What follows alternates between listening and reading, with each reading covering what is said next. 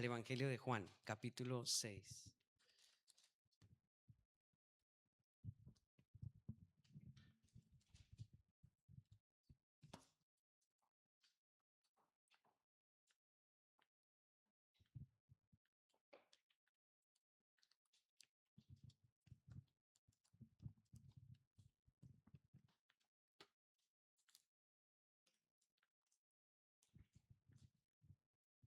Evangelio de Juan, capítulo 6. Vamos a ir desde el versículo 1 en adelante. En realidad vamos a estar en todo este capítulo, pero no lo vamos a leer todo. Pero sí vamos a tomar este capítulo como referencia para el mensaje de hoy. Y dice la palabra de Dios, Juan capítulo 6, versículo 1. Después de esto Jesús fue al otro lado, al mar de Galilea, al de Tiberias, y le seguía gran multitud porque veían las señales que hacía en los enfermos. Entonces subió Jesús a un monte y se sentó allí con sus discípulos, y estaba cerca la Pascua, la fiesta de los judíos. Cuando alzó Jesús los ojos y vio que había venido a él gran multitud, dijo a Felipe: ¿de dónde compraremos pan para que coman estos? Pero esto decía para probarle, porque él, Jesús, sabía lo que había de hacer. Felipe le respondió: 200 denarios de pan no bastarían para que cada uno de ellos tomase un poco. Uno de sus discípulos, Andrés, hermano de Simón Pedro, le dijo: aquí está un muchacho que tiene 5 panes de cebada y 2 pececillos más. ¿Qué es esto para tantos? Entonces Jesús dijo: haced recostar la gente.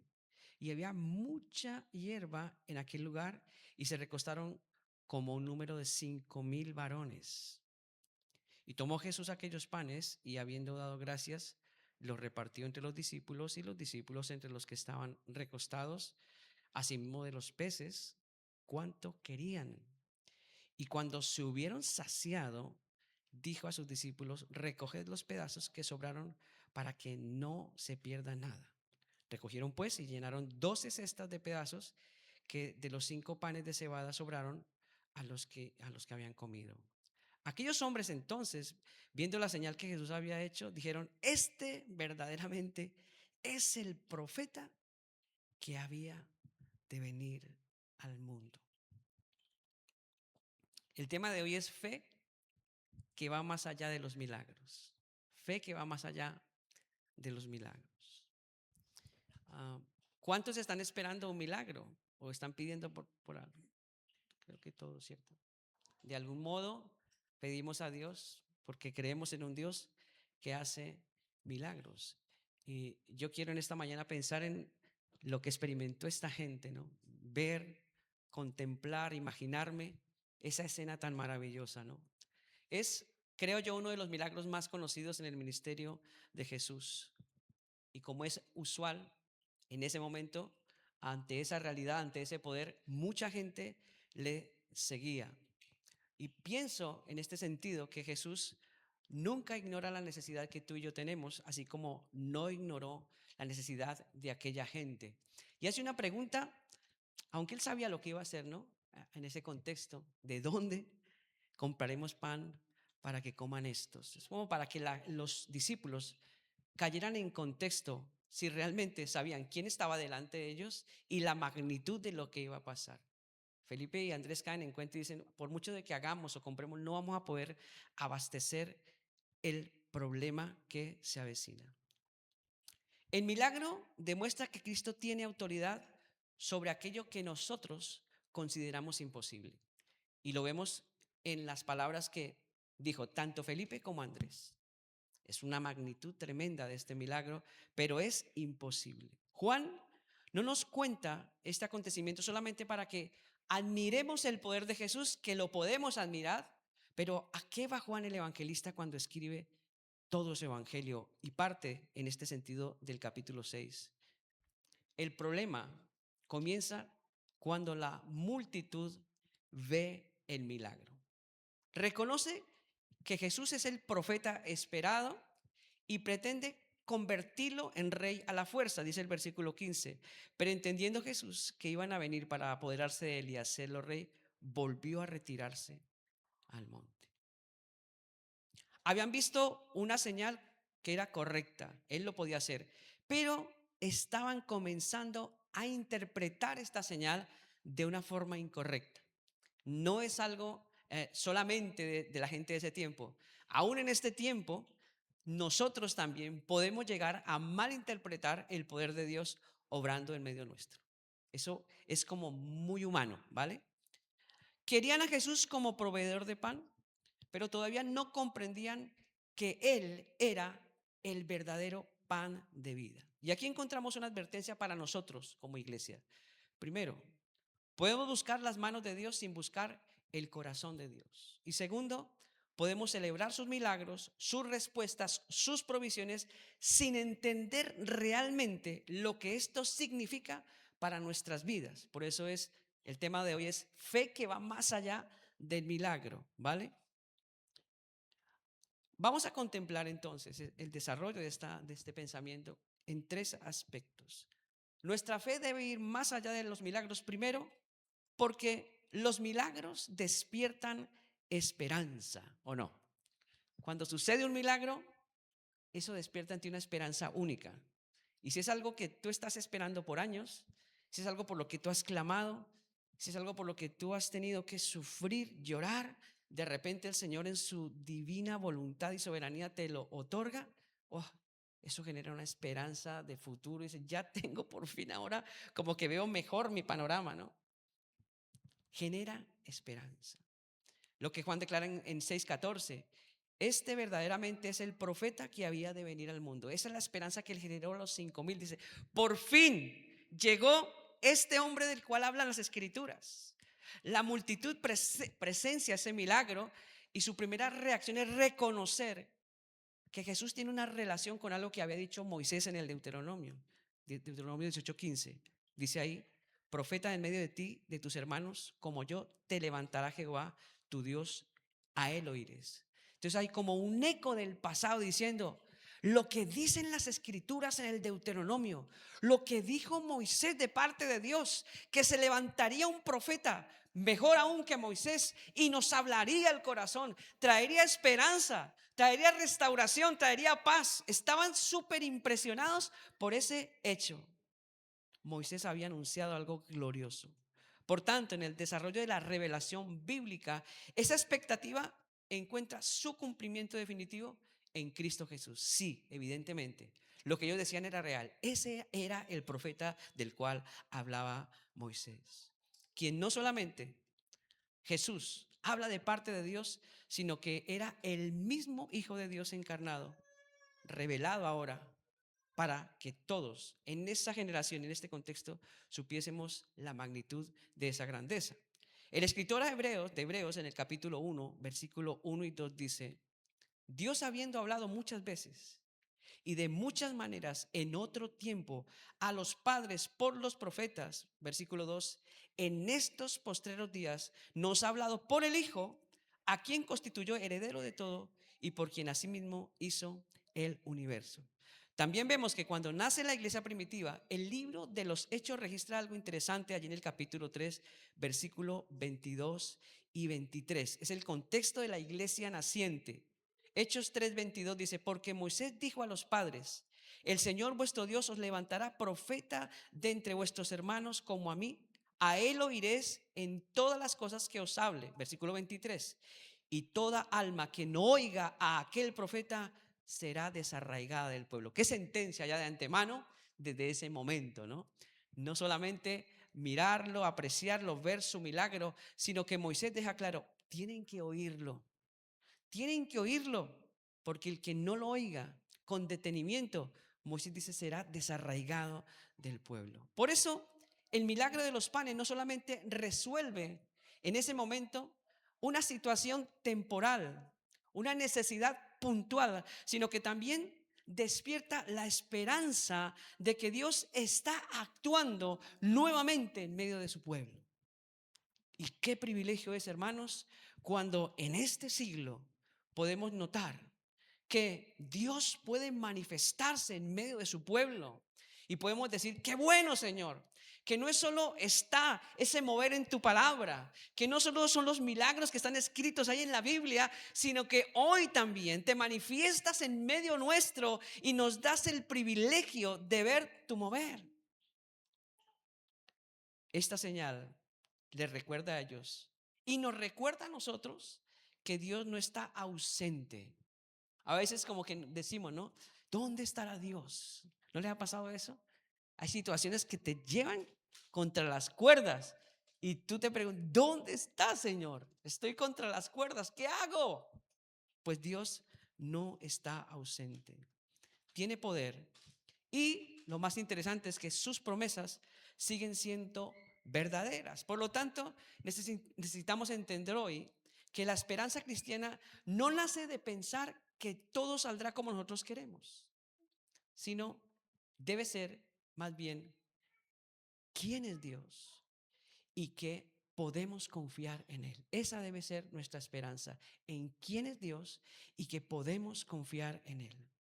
Ahora bien, si Dios en su divina providencia nos da la dicha de contemplar su poder en medio de nuestras adversidades, necesitamos tú y yo entender algo. El milagro, y hablo de milagro, no debe convertirse en el destino de nuestra fe, porque a veces hacemos de los milagros algo exagerado, ¿sabes? Y como que ese es el destino de nuestra fe, no. Más bien debe convertirse en una ventana que nos dirija y centre nuestra mente y nuestro corazón en Cristo. Si Dios te otorga un milagro, no te quedes perplejo parado frente al milagro. Levanta tus ojos más allá del milagro y contempla a aquel que lo hizo, Cristo. Ahí debe ir nuestro corazón. Ahí debe ir nuestro corazón. El teólogo Juan Calvino escribe algo interesante al respecto. Dice, Dios no solamente interviene de manera extraordinaria, sino que gobierna todas las cosas según su voluntad y sabiduría. Así que sí, es verdad, Dios opera y nos deja perplejos conforme a su voluntad, según su sabiduría, pero Él está al control de todo, tanto como si ocurre como si no ocurre nada. Él está al control. Y esto es importante para la iglesia de hoy, porque muchas veces nuestra esperanza depende de que Dios haga algo extraordinario, ¿sabes? Entonces muchos cristianos esperamos que Dios nos sane y oramos por sanidad. Y Dios puede sanarnos, es verdad. Esperamos que Dios provea dinero cuando hay escasez. Y es verdad, Dios es rico y puede proveernos dinero. Esperamos que Dios abra una puerta cuando parece que todo está cerrado y que nada nos funciona. Y es verdad, Dios puede abrir puertas. Esperamos también que Dios resuelva conflictos, que cambie circunstancias de manera inmediata. Pero la esperanza bíblica es mucho más profunda.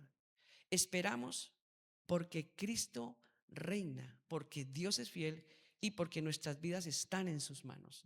Así que no desesperes mientras esperas, porque Dios sigue siendo fiel, aunque aún no veas tu milagro. El milagro puede despertar esperanza, pero nuestra esperanza no puede depender exclusivamente de lo que ocurra, ¿vale? O que ocurra otro milagro. Hay momentos en que Dios responde con una multiplicación de panes. Y hay momentos en que nos sostiene diariamente con lo poco que tenemos. Y eso también es un milagro. Hay ocasiones en que el Señor hace que crucemos el mar rojo, ¿cierto? Y hay otras en que nos enseña a caminar por fe mientras atravesamos el desierto. Entonces, genial cuando contemplamos las proezas de Dios. ¡Wow! Es que yo he atravesado el mar rojo. Ah, gloria a Dios, yo he atravesado el desierto con calor y con sed y con todo esto. Pero Dios también estuvo ahí. Por eso, iglesia, no midamos la fidelidad de Dios únicamente por la cantidad de milagros que tú y yo podamos contemplar o contar. La verdadera esperanza dice, aunque todavía no vea la respuesta, sigo confiando porque yo sé quién es mi Dios. Cuando tú sabes quién es Dios para ti, todo el contexto, todo el panorama de tu vida cambia. Todo, absolutamente todo.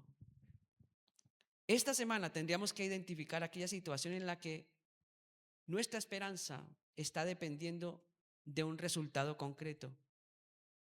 o está dependiendo de un milagro. Y necesitamos nuevamente entregarla a Cristo y decirle, Señor, espero tu intervención, pero mi esperanza no está solamente en lo que tú hagas. Mi esperanza está centrada en lo que tú eres. Ahí está mi esperanza, Señor. Es un desafío. La fe debe ir más allá del milagro, porque este es el segundo punto. Los milagros pueden ser mal entendidos. Juan 6:15.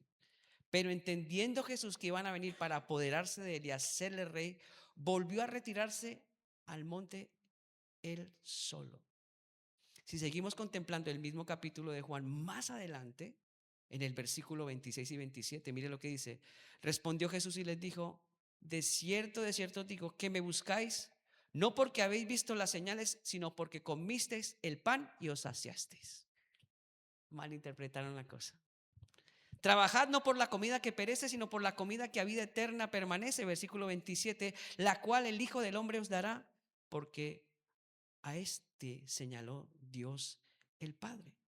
Entonces, aquí encontramos uno de los peligros más serios de este pasaje: experimentar el poder de Dios y aún así interpretar equivocadamente quién es Cristo, quién es Jesús. Juan 6:15 dice, entendiendo que iban a venir para apoderarse de él y hacerle rey, volvió a retirarse al monte. Entonces aquí surge una pregunta: ¿por qué querían hacerlo rey? Porque acababan de comer hasta saciarse. Haber encontrado en Jesús a alguien que podía resolver sus necesidades, eso era fácil. Ya no tenemos que trabajar. Qué chévere.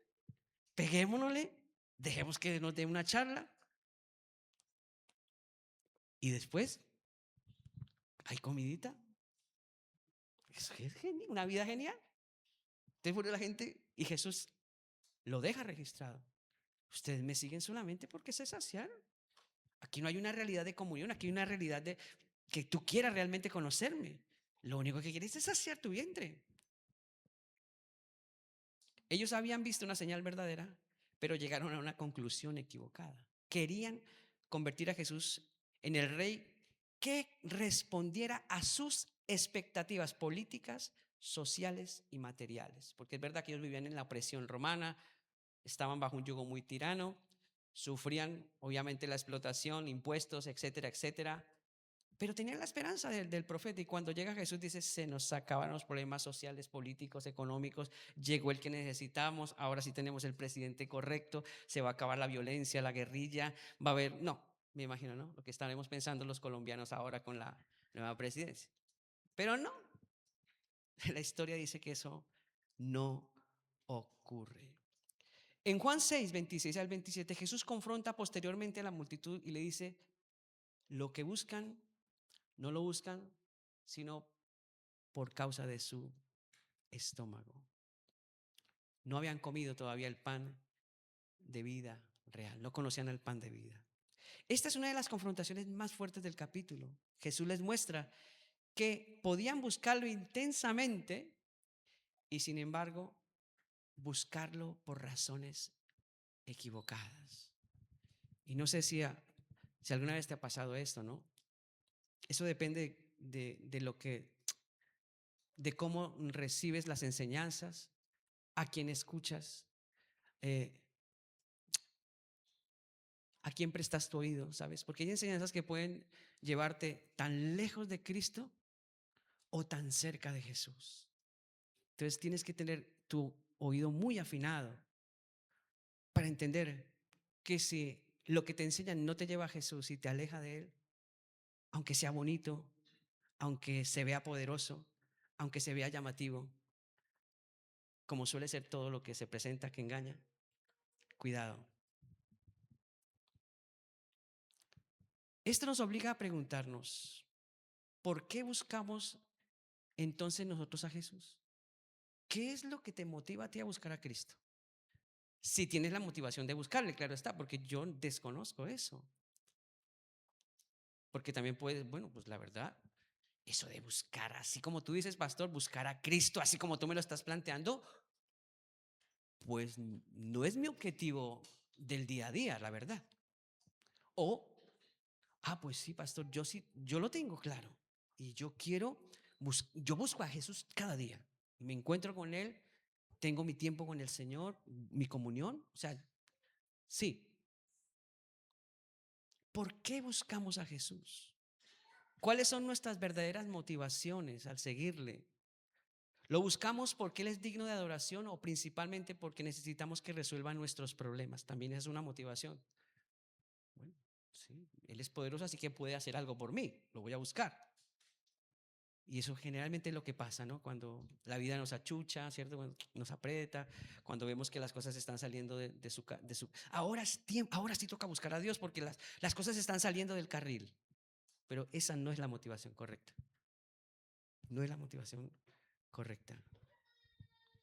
Nuestra oración cambia cuando Dios no responde como esperamos. Seguimos confiando cuando la sanidad no llega, cuando la puerta no se abre, cuando la provisión tarda o cuando nuestra circunstancia permanece igual. Seguimos confiando en Dios por lo que Él es o por lo que me puede dar.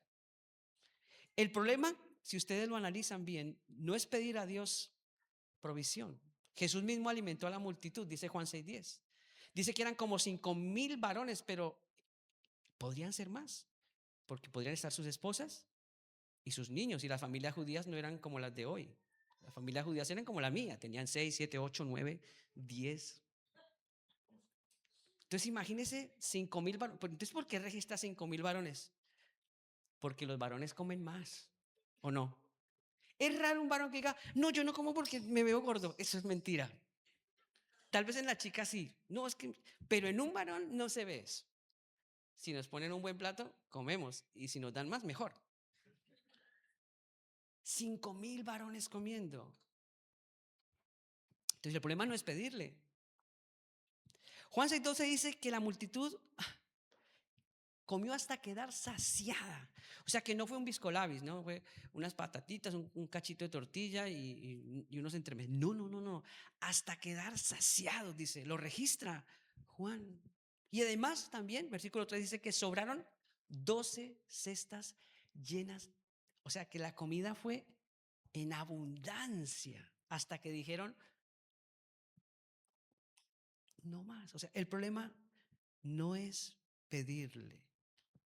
El problema aparece cuando convertimos la bendición de Dios en el centro de nuestra relación con Dios. O sea, hay relación si hay provisión. Hay relación si tú me das.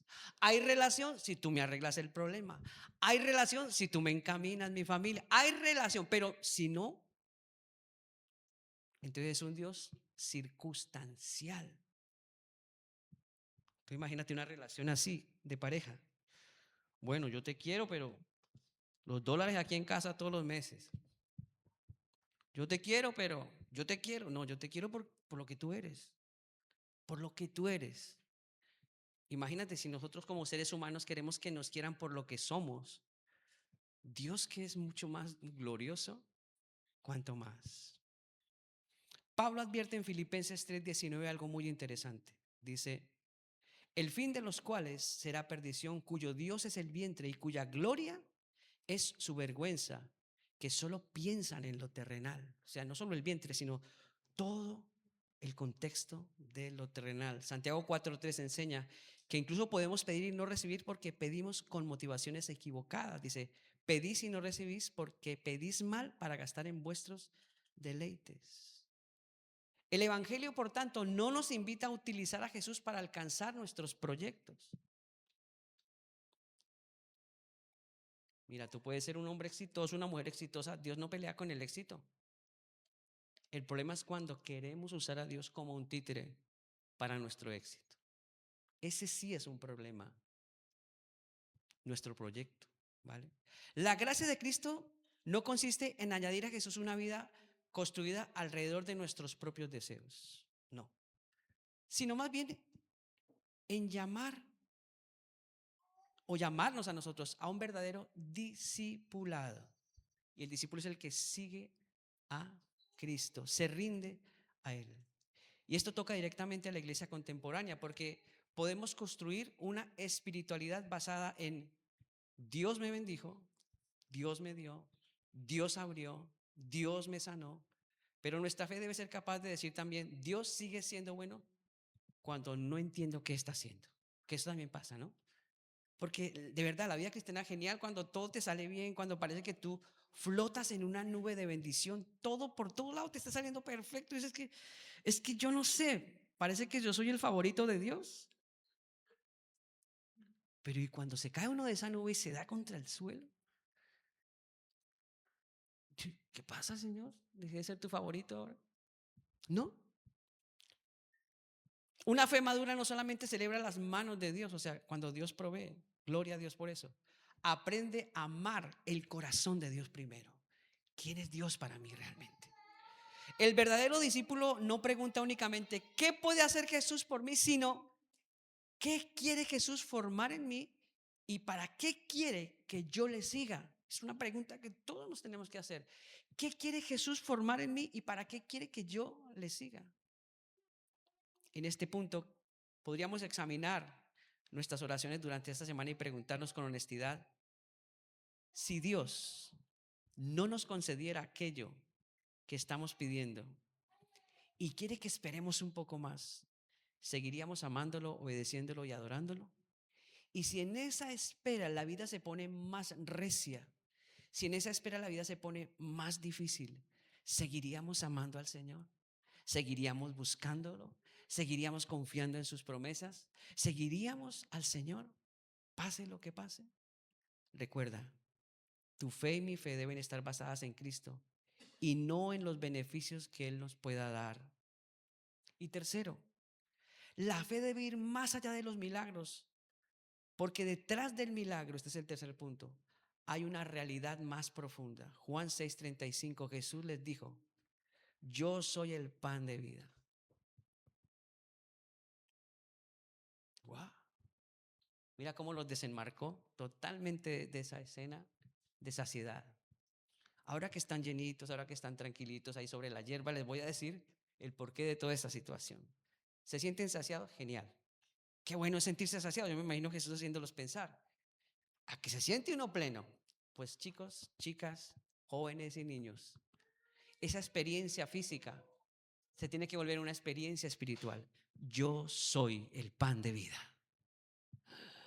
Vamos, el que no comprendió, un cerrado de cabeza terrible. Yo soy el pan de vida. El que a mí viene nunca tendrá hambre y el que en mí cree no tendrá sed jamás. Y aquí llegamos al corazón de este capítulo. Esta es la esencia y la clave de este capítulo. La multitud quería pan, pero Jesús quería revelarles. Eso es una revelación. Algo infinitamente mayor que el pan. Querían una provisión temporal, pero Cristo quería mostrarles la provisión eterna de Dios. Por eso, después del milagro, Jesús declara en Juan 6:35, yo soy el pan de vida. El milagro de los panes era una señal que apuntaba hacia Cristo mismo, no era otra realidad. El pan multiplicado podía satisfacer el hambre durante unas horas, pero Jesús ofrece algo que alcanza la necesidad más profunda del ser humano. Jesús sigue matizando el hecho de que Él es el pan de vida con un ejemplo muy conocido por su audiencia. Versículos 49 al 50 del capítulo 6 donde estamos. Y sigue añadiendo Jesús, o sea, Jesús sigue extendiendo su cátedra. Vuestros padres comieron el maná en el desierto y murieron. Este es el pan que desciende del cielo para quien Él cree, para que el que de Él come no muera. O sea, qué interesante que Jesús no los quiere dejar con el menor ápice de conocimiento de lo que está ocurriendo en ese contexto. Les sigue extendiendo la cátedra, les da un ejemplo experiencial poderoso, una multiplicación de alimentos, los deja saciados, luego les explica, esa experiencia es espiritual, yo soy el pan de vida, pero recuerden que Moisés enseñó también otra cosa, etcétera, etcétera, etcétera. Jesús recuerda que los israelitas comieron el maná del desierto y murieron, pero Él ofrece pan que desciende del cielo para dar vida eterna. Y aquí aparece una conexión preciosa, como les decía, con el Éxodo 15. Solo que en este caso, Dios había aumentado el nivel de saciar algo físico a saciar la necesidad profunda del alma, un sustento verdadero enviado del cielo, Cristo Jesús. Juan no quiere que nos quedemos admirando al pan multiplicado, que lo podemos admirar y decir, wow, tremendo mi Señor, cómo multiplicó los panes y los peces, increíble, cómo amo el milagro, Dios, gloria a Dios. Pero Juan dice, no se fijen en eso, es interesante, pero no se fijen. La enseñanza revela que Cristo es la respuesta a nuestra necesidad profunda, porque nosotros como seres humanos tenemos hambre. Hambre del significado de nuestra vida. ¿Por qué estamos aquí? ¿Para qué estamos aquí? Mira, ¿sabes que cuando tú miras la vida de los famosos, gente con prestigio, con fama, con dinero, con todo lo que este mundo les puede brindar, muchos se quitan la vida? Y los que no tienen un duro dicen, "Ay, pero ¿cómo? Si eso era riquísimo, tenía fama, prestigio, ¿por qué se quitó la vida?" ¿No pasa eso? Tienen hambre de significado, tienen hambre de perdón, los hombres, todos. Hambre de reconciliación, de identidad, de esperanza. Pero sobre todo, todos los hombres, aunque no lo reconozcamos algunos, otros sí, tenemos hambre de vida eterna. Mira, una de las cosas que nosotros no aceptamos, muy fácil, bueno, es la muerte. Eso no lo acepta nadie. O quien dice, ay, qué bien que se murió mi hijo. ¿A que no? O, o te pones en el contexto, ah, sí, pues no pasa nada, que se mueran. No lo acepta uno. Uno mismo cuando se ve enfermo, ¿qué hace? Voy al médico porque estoy enfermo, quiero que me den la medicina, que me hagan algo. No quiere encontrarse con la muerte. No nacimos para morir. Ese no era el plan de Dios. Lo que pasa es que por causa del pecado entró la muerte, dice la Escritura. Esa fue la consecuencia. Y Jesús vino a arreglar ese problema para que tengan vida eterna. Y esa vida eterna está en su Hijo. Por eso, aunque muramos, tenemos la esperanza de la resurrección y de la vida eterna si realmente Cristo es el Señor de nuestra vida. Muchas veces intentamos hacer esa hambre con éxito, dinero, relaciones personales, reconocimiento, ministerio, posesiones y experiencias espirituales. Pero ninguna de esas cosas puede hacer lo que solo Cristo hace, ¿vale? Por tanto, las señales de Jesús no deben ser consideradas simplemente como demostraciones de poder, sino como señales que exigen una respuesta de fe hacia la identidad con Cristo Jesús. Por algo sucede un milagro en tu vida, no solo para solucionarte el problema. Un milagro en tu vida sucede para que tú puedas descubrir algo mayor de Cristo en ese momento. Algo se te revela en el Espíritu cuando Dios le place mostrar un milagro. Pero si tú te quedas perplejo en el milagro, no descubres lo que hay detrás del milagro de parte de Dios. Y ahí tenemos que pedirle, Señor, revélame qué hay detrás de este milagro. No me quiero quedar solo con el milagro. Hay algo más de ti que debo conocer.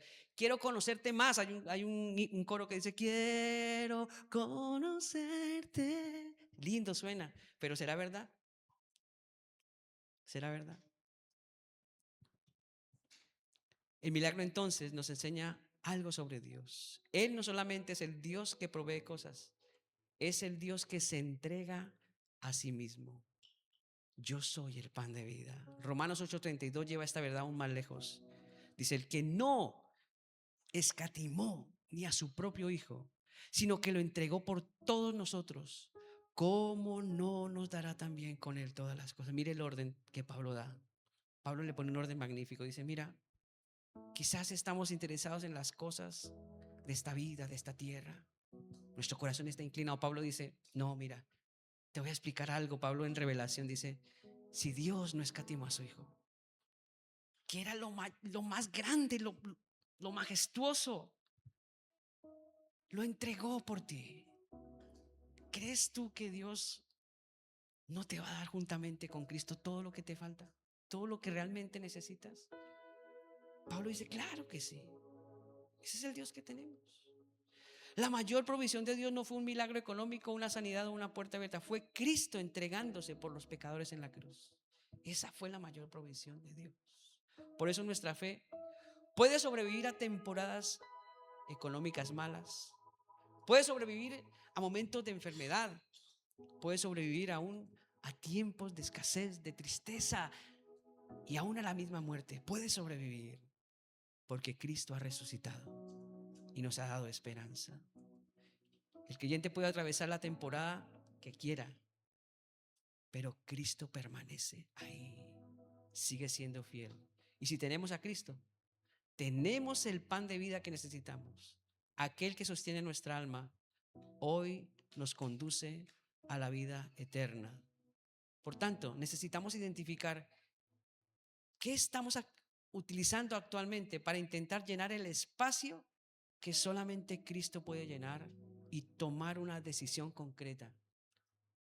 Reemplazar esa dependencia por una práctica de comunión con Cristo mediante la palabra, la oración, la obediencia y la adoración. No te conformes solo con recibir el milagro. Busca conocer más a Cristo, más allá del milagro. Para concluir, puede que hoy estés esperando un milagro. Hoy puedes estar esperando un milagro.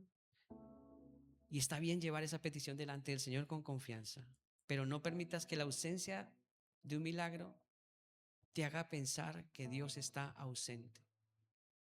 Puede que Dios cambie tu circunstancia, pero también puede usar esa circunstancia para cambiarte a ti y llevarte a depender más profundamente de Él.